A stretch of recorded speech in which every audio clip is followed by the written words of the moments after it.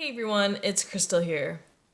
Do you suffer from imposter syndrome because you feel like you have self-doubt that feeds through your thoughts? Perhaps you have very low self-confidence and self-esteem. Maybe you feel like you don't deserve it or you're not worthy of what you want. And you start having these thoughts that are more like criticism towards yourself, that inner dialogue that tells you, why do you deserve this? Why should you have this? You don't belong in a sense there. And this starts creating your reality, making you feel like the talents and abilities that you have don't measure up. They don't compare. They don't suit, or you will never have enough until you gain more to do actually what you want to do. And maybe you're conditioned this way, and this could even result all the way back in childhood. Perhaps it was a very competitive type environment you grew up in, where you were always compared to someone else. Maybe there was a lot of pressure put onto you by your parents, not intentionally, but they did that and they didn't realize how it would affect you after. Maybe there was a lot of criticism and not enough praise and support. So there could be many factors that make you feel now that you're an imposter and not believe in what you have within you, not believe in your talents and your abilities. And it just makes you live in a cycle of fear and non-doing because you don't feel like you're good enough to actually go out there and start being who you are.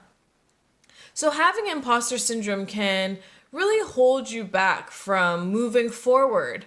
A lot of people that I speak with who have all these amazing talents and abilities that I know and they know don't do anything with them because they're being held back by some of these thoughts and beliefs that they have of their own self and their own capabilities.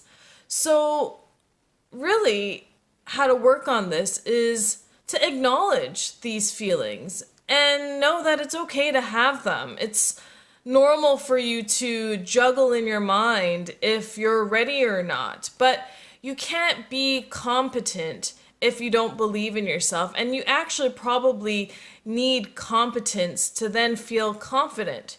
So if you're competent in your abilities to perform or share with the world what you have, then it'll help build confidence, but you don't get confidence from doing nothing. And so we really have to acknowledge these feelings that we're having within our own selves of why we feel like an imposter, why we are being held back by these thoughts and feelings that we're experiencing. And then getting support to change this. And this all starts in changing within your mind. Within the subconscious mind is where we hold these strong beliefs and thoughts and feelings of ourselves. So working within that realm is really a great way to break free and to then start thinking in along the lines of where you truly feel, where you actually start feeling confident and know you're competent and know that this is an ever-growing process. It doesn't just happen out of the blue where all of a sudden, all these amazing things can happen, because you have to do the work in order to get where you want to go.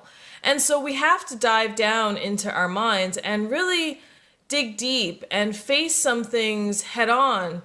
Could be very traumatic things, but without acknowledging them and without moving them through us rather than them sticking with us and holding us back, moving them through us so we can make some room for now truly stepping into who we are, is how you can actually eliminate that imposter syndrome and start actually just showing up as your genuine, authentic self. And also avoid comparing yourself with others. We have this crazy competitive world that we live in, and it's kind of instilled within us because that's what we're taught. We're taught that we have to be competitive to be successful. We have to be competitive to be noticed. We have to be competitive to get what we want. But what if we all just lent a helping hand. We all shared. We all gave to each other. Then we could all actually live in this competent world of sharing and knowing and praising each other and uplifting each other and almost in a sense of unity and love for one another.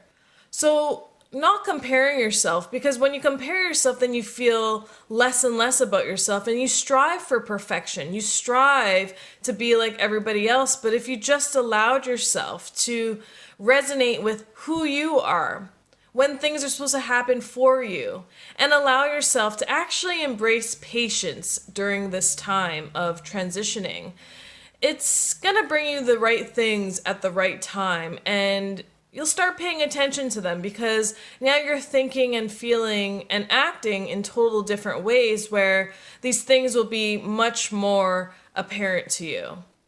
So imposter syndrome certainly is something that needs to be worked through in the mind. These are your beliefs. These are what you think of yourself. And to conquer that really requires to deep dive into some of the things that you are feeling right now, that you have experienced in the past, and moving them aside to make some room for really, truly who you are, so you can actually start living your life with the purpose and intentions that you are meant to do and be here for on earth. I hope you're able to get some value out of that today. I'll see you soon.